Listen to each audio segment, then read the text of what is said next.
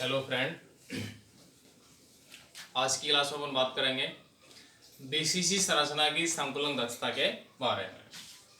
क्योंकि अपन ने इससे पहले सिंपल क्यूबिक सेल के बारे में पढ़ा था, एफसीसी संरचना के बारे में पढ़ा था, और तीसरा जो आता है वो आता है कौन सा, BCC base centre cubic cell, काय केंद्रित या अंतः केंद्रित घनीय संरचना की संकुलन दक्षता का निर्धारण। अब संकुलन दक्षता वही अपन कैसे ज्ञात करेंगे। सबसे पहले अपन बात करें कि बीसीसी जो संरचना है उसकी डेफिनेशन क्या होती है। जब यह अपन कह सकते हैं वह एकक कोष्ठ का जिसमें अवयवी कण सभी कोणों के साथ साथ वह एकक कोष्ठ का जिसमें अवयवी कण सभी कोणों के साथ साथ उस घन के केंद्र पर भी विद्यमान होता है। दोबारा से सुन लें, वह एकक कोष्ठ का जिसमें अवयवी कण सभी कोणों के साथ साथ उस एकक कोष्ठ का के केंद्र पर भी विद्यमान होता है। तो उसे अपन क्या कहते हैं, अंतः केंद्रित एकक कोष्ठ का। अगर केंद्र में विद्यमान है तो उसका पूरा भाग उसी में सम्मिलित है, और 8 कण कहां पे विद्यमान है, उस घन के कोनों पर। अब यहां से अपन निकालेंगे कैसे, तो उससे पहले अपन को डायग्राम के बारे में पता होना चाहिए। अब माना कि डायग्राम ये बनाया अपन,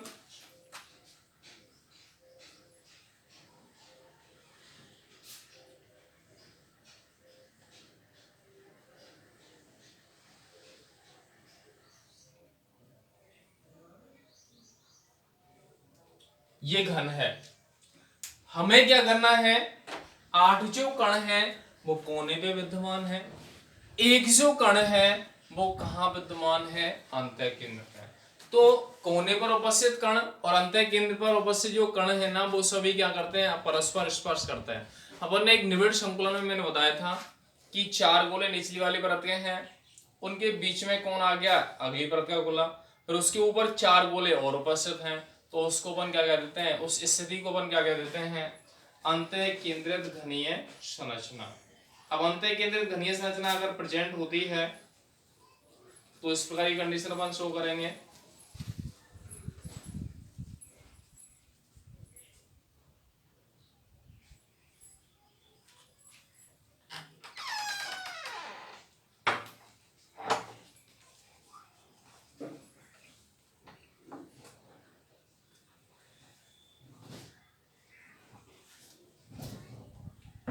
देखो एक प्रकार की संरचना यही है, नीचे एक 4 गोले हैं, उनके ऊपर एक कण अपन ने रख दिया, उसके ऊपर भी 4 गोले हैं। अगर ये स्पर्श करते हैं परस्पर तो अपन क्या करेंगे, जो विकर्ण होता है, माना कि ये वाला और ये वाला कण दोनों को लें, मध्य वाला जो अंतः केंद्र पर उपस्थित कण है उसको लें, तो इन तीनों को अगर मिलाएंगे तो कंडीशन कौन सी मिलेगी। अब कंडीशन कैसे लेंगे अपन, या तो ये वाला कॉर्नर ये वाला कॉर्नर ले लें, या ये वाला कॉर्नर ये वाला कॉर्नर ले लें। मतलब विकर्णता, घन के विकर्णता अगर अपन लेते हैं तो एक अंतः केंद्र पर उपस्थित कण होता है, इसके अलावा 2 कण कहां प्रेजेंट होते हैं, कोने पर। अब स्थिति अपन कैसे लेंगे, माना कि एक कण तो अपन ने कहां रख दिया, केंद्र पे, एक कण तो कहां रख रहे हैं अपन, केंद्र पे। 2 कण कहां रख रहे हैं अपन, कोने पे।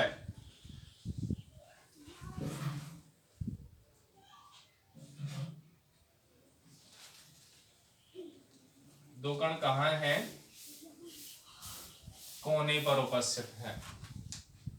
अब यहां से अपन क्या करें कि माना कि घन की भुजा क्या है, ए, इसको अपन क्या ले लें, ए बी सी और डी, ठीक है। अब यहां से अपन कह रहे हैं ए का मान ए है, या इसको अपन कहते हैं डी। ए, इसका मान अगर घन की भुजा ए है तो ए बी का मान ए होगा, ए बी का मान भी क्या होगा, ए। अब ये अगर कंडीशन उपस्थित होती हैं तो यहां से अपन क्या करेंगे, अगर विकर्ण होता है तो विकर्ण का मतलब है ये कंडीशन, यहां से यहां तक इस गोले की त्रिज्या है r, यहां से यहां तक इस गोले का क्या है व्यास 2r, और यहां से यहां तक इस गोले की त्रिज्या है वो क्या है r। ठीक है, ये चीज क्लियर है।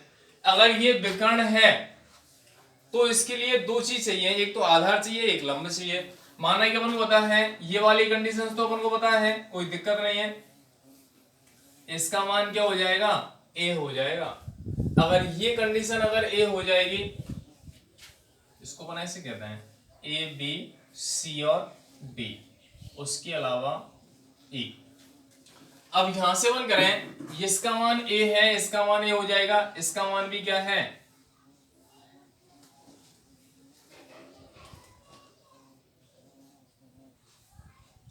इसका मान a है, इसका मान a है, इसका मान भी क्या है a है। अब इसके मान को अपन ज्ञात करना चाहते हैं तो ये विकर्ण है किसका, घन का। अगर ये विकर्ण है तो ये लंब हो गया, लेकिन आधार कौन सा है, और आधार के लिए अपन क्या करेंगे, यहां ये लेंगे फलक का विकर्ण। अब फलक का विकर्ण लेंगे तो यहां से अपन क्या करें कि यहाँ पे जो कोण है ना वो 90 कौन सा होगा, ये वाला। अब ये कंडीशन से अगर शो करते तो ये क्लियर है या नहीं है बताओ, देख लें। विकर्ण पे फलक हमने अटैच किए हैं, बीच में एक केंद्र है, उस पे गोला उपस्थित है। अगर विकर्ण ऐसे होता है यूं, ऐसे माना कि इस कंपार्टमेंट को अपन कह रहे हैं ऐसे, अगर विकर्ण है तो अपन होता है एक तो लंबाई होगी ऊपर से नीचे तक की ऊंचाई, और एक फलक का क्या होगा, विकर्ण होगा। तो उसके अनुसार अपन क्या ज्ञात करेंगे, उसकी विकर्ण की दूरी या पूरी जो लेंथ है ना उसको अपन ज्ञात कर पाएंगे।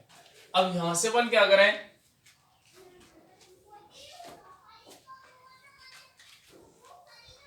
यहां पे अपन ने क्या लिया है, ये अपन को संरचना मिल रही है ऐसे, ऐसा अपन को महसूस हो रहा है कि विकर्ण बड़ी लंबाई कौन सी है, बड़ी लंबाई अपन को ऐसी लग रही है ये है, लेकिन ये नहीं है। तो इसमें कौन कौन सी कंडीशन है, ए सी और डी।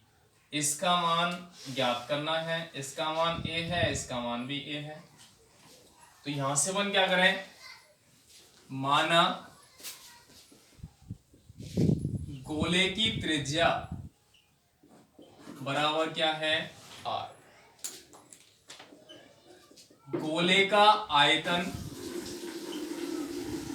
बराबर क्या है 4/3 पाई r क्यूब। इसके अलावा लिख देंगे चूंकि बीसीसी संरचना में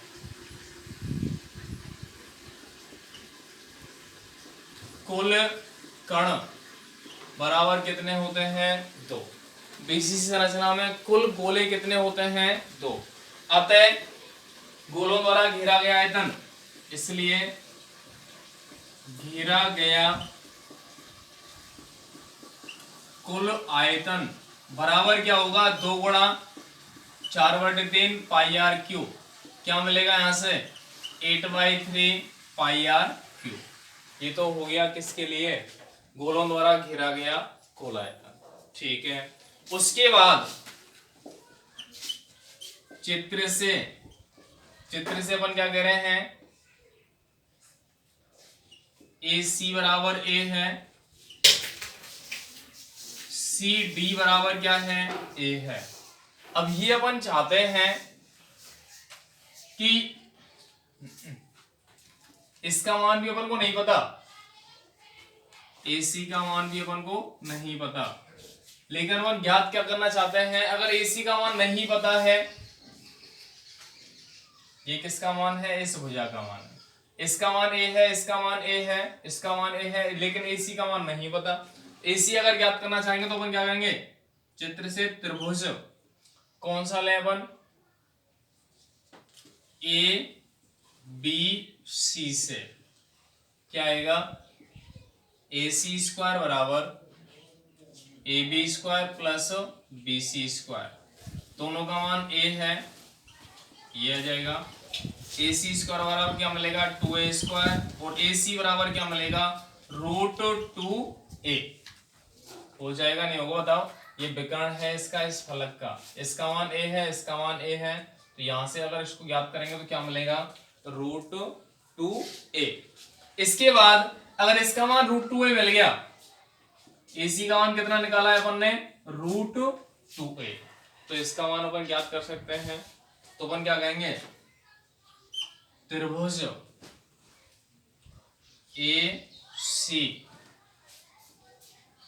D से क्या आएगा, AD² बराबर AC² प्लस CD²।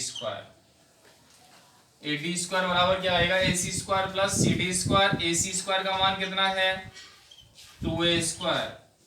AC² बराबर क्या है, 2a² है। CD² का मान क्या है, a²। तो टोटल कितना मिलेगा अपन को, 3a² मिलेगा क्या, बराबर 3a² और AD बराबर क्या मिलेगा, √3a। AD बराबर क्या मिल जाएगा, √3a। ये चीज क्लियर है? यहां तक अपन ने पहले त्रिभुज कौन सा लिया है, फलक तो जो उपस्थित था, और फिर अपन ने कौन सा त्रिभुज लिया है, जो विकर्णद्वय या घन के जो विकर्ण को अटैच करता है। तो दोनों से अपन ने क्या निकाले, AD का मान कितना आया, √3a। अब अपन क्या करेंगे, चूंकि AD का मान कितना है, r + 2r + r। AD बराबर क्या है, r + 2r + r, कितना हो गया, 4r। इसलिए दोनों को इक्वल कर सकते हैं, √3a बराबर क्या आएगा, 4r। ये संबंध अपन को याद करने हैं, ध्यान होने चाहिए। √3a बराबर क्या है, 4r है। तो यहां से अपन क्या निकालेंगे, a बराबर 4/√3r ज्ञात कर लिया अपन ने। घन की भुजा और गोले की त्रिज्या में संबंध क्या मिला अपन को, a बराबर 4/√3r। अब ये अगर मिल गया तो अपन को बताया घन का आयतन ज्ञात कर लें। इसलिए घन का आयतन बराबर क्या होता है, AQ, क्योंकि भुजा अपन ने क्या मानी है, a। और घन का आयतन अगर AQ मिल रहा है तो इसका मान रख दें 4/√3r का क्यूब, क्या मिलेगा, 64 आएगा ऊपर, नीचे क्या मिलेगा, 3√3r³। ये क्या मान मिल रहा है, घन का आयतन। a बराबर क्या है, 4/√3r। अब इसको मैंने सोल्व किया तो 4 गुणा 4 गुणा 4 कितना आएगा, 64, और √3 गुणा √3 गुणा √3 क्या मिलेगा, 3√3, और r का क्यू करेंगे तो r³ मिल जाएगा। ये क्या हो जाएगा, घन का आयतन।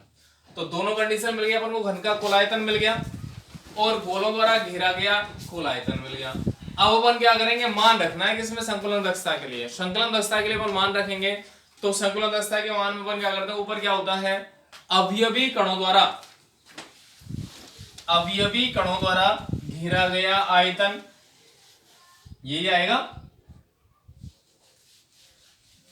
अपॉन घन का कुल आयतन इनटू 100। तो क्या निकालेंगे, संकुलन दक्षता बराबर, ऊपर तो क्या आएगा, कणों द्वारा घेरा गया आयतन कितना है, 8/3 πr³। नीचे क्या आएगा, घन का कुल आयतन 64/3√3 r³ इंटू 100।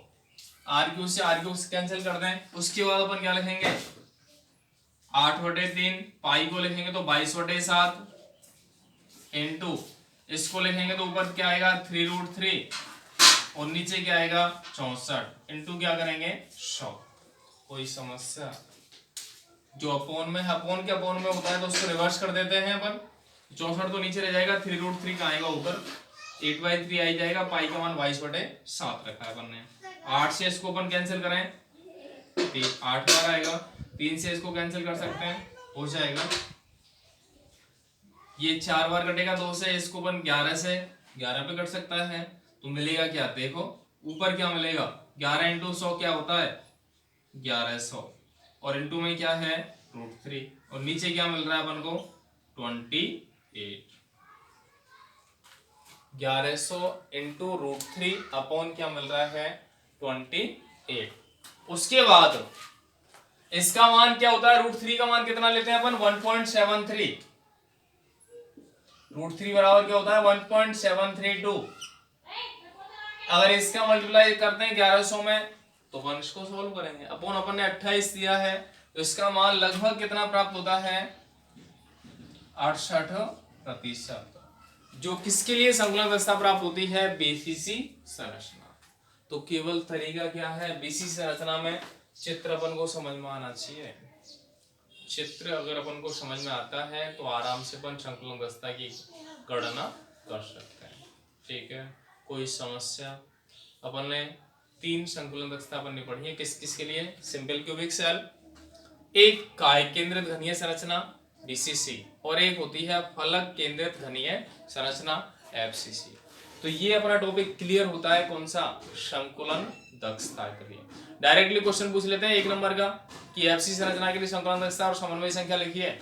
तो 1 नंबर में क्या आएगा, 74% संकुलन दक्षता है और समन्वय संख्या का मान कितना है 12। इसी के अनुसार अपन देखेंगे तो ये हो जाता है टॉपिक कौन सा, संकुलन दक्षता। ठीक है, और देखेंगे नेक्स्ट टाइम। धन्यवाद।